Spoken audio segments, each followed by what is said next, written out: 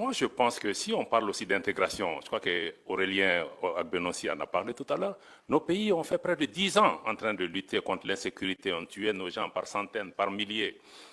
On n'a pas senti la région. C'est vrai qu'il y avait les Nations Unies, mais l'Afrique a délégué. Ça, c'est notre responsabilité. Je ne blâme pas les Nations Unies qui sont venues, où il y avait beaucoup de nos frères, mais l'Afrique a délégué sa responsabilité aux Nations Unies, qui a des limites institutionnelles pour nous aider. Et on n'est pas venu. Comment vous pensez que les populations maliennes, 10 ans, ont été tuées, massacrées par dizaines, par centaines, par milliers? On ne voit personne. Et subitement, il y a un chef d'État qui est entre les mains des gens, on trouve les moyens. La vie humaine, c'est quoi? Ça aussi, on peut se poser ce type de questions, quelle que soit l'importance d'un chef d'État.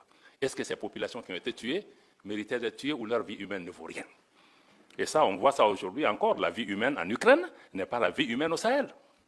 Là encore, je vais mettre en cause nos amis de l'Union européenne, tes anciens amis, où quand on se battait, on a négocié, vous et moi, avec d'autres de vos collègues pendant des années au Sahel. Il y avait la mission européenne de formation, il y avait ECAP, il y avait des militaires européens. On dit, aidez-nous, ils étaient en train de former nos gens, ils investissent des centaines de millions d'euros.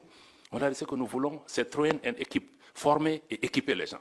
Mais les militaires maliens qui étaient engagés dans les formations européennes devaient amener leurs propres munitions. Et on nous a toujours dit que l'Union européenne ne donne pas d'armes létales.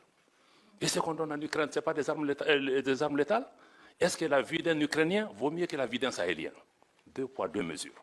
Subitement, il y a la guerre en Ukraine, subitement, les armes létales sont autorisées.